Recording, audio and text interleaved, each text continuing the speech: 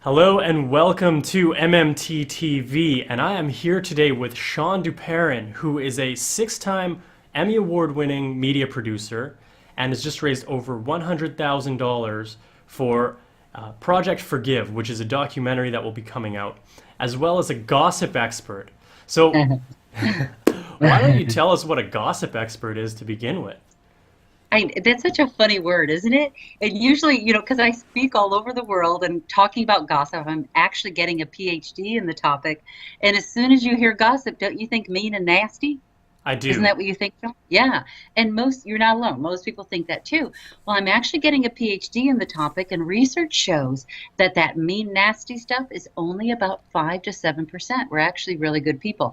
And what's So, interesting about I just want to say what's interesting about it is it says a lot about where a word comes from.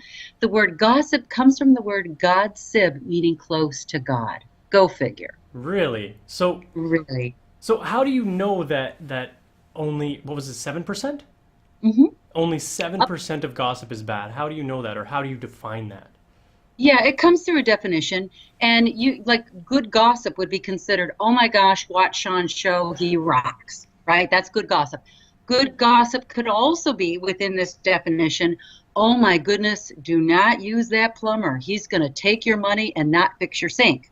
That's actually a warning. So there's different ways you define it. In the academia sense of definition, we really are good people. That malicious kind is a very small amount. And how do you measure that?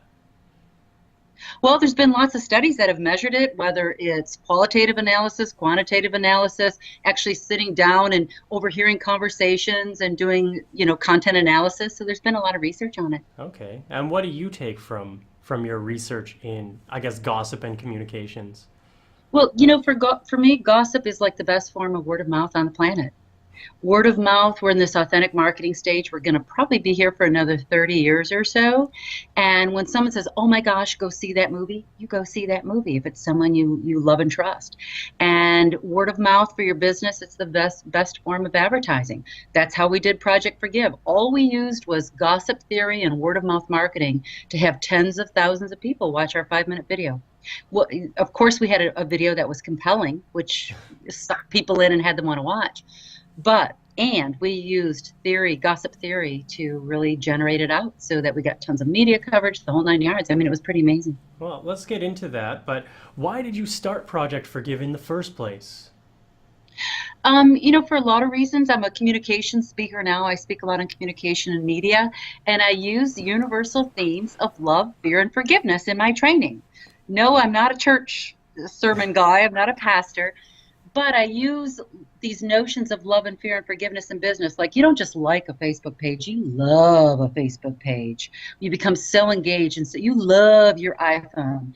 And playing in those realms of business, when you play in fear, it's about taking a risk. Maybe you're in a business and you're asking for $1 million contract, or you're in a career and you're asking for a raise. It takes some skill to dance in that fear, and it's about stretching and growing. And if you don't do well in the risk, it's all about how quickly can you forgive yourself so you can rock and roll.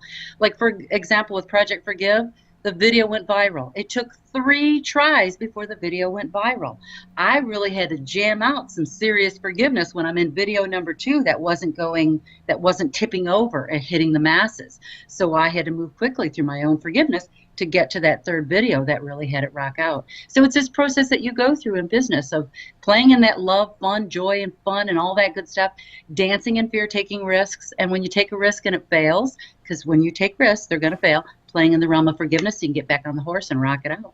I would agree with that. What are those skills that you mentioned? You just mentioned skills a little bit earlier. What are the Yeah, skills that you need?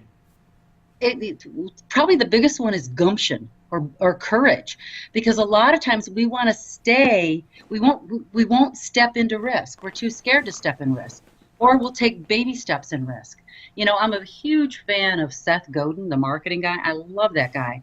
And sometimes the best laid plans, maybe you'll try something in your marketing for your business, but you're trying to keep the status quo. It takes a lot of courage to try something way outside your comfort zone and fail miserably. And usually that failure isn't 100% failure. Maybe it's a 50% failure. Maybe it's a 70% failure. And then you can regroup and build on it. Same thing what I did with the videos with Project Forgive. The first video was great. We got $11,000 in donations and pledges because we're making a movie and we're getting people inspired. But it didn't tip over into the masses. So video number 2, I went to an ad agency and got some help and support in taking a risk. I'm a know-it-all. I know how to do video. Well, one of the things that I saw, though, by working with the ad agency, as I got clearer as a leader for the project of the route that I needed to take, I got to the point where I didn't need feedback anymore. I just knew which way to go. And the ad agency wasn't giving me what I needed, which I knew in my heart wasn't the right way to go. And I did it anyway. Failed miserably. We got no participation, no engagement. By the time I was through that second video, I went to number 3 and I was crystal clear on what there was to do. And I had to dance in a lot of fear because I had no idea. I only had so many days to get it done. I've got all these people counting on me. And with Kickstarter, for those of you that don't know, when you put a goal out there, our goal was $100,000. If you don't make your goal, even if you get it $95,000, you get none of the money to do your project. So I was under the gun and had to really play. And you talk about being frightened. But the game is when you're in fear and you're taking a risk and you move to that forgiveness place, which is kind of in the middle of love and fear, is the kinds of questions you ask yourself as a risk taker, as an entrepreneur, as a business owner is, okay, did I do the absolute best that I could with the skills that I had? And looking at that second video that failed miserably, absolutely I did the best I can. I grieved my losses and I moved on and I was able to jump through and make it push through. But I had to go through that process. Alright, I hope you enjoyed this video and be sure to like, share, and comment below. Subscribe to this channel for more interviews, and if you want to go further and be live on the interviews, you can go to mmt.tv/live to find out how. Like on Facebook and follow on Twitter to ask your questions, and be sure to get on the mailing list.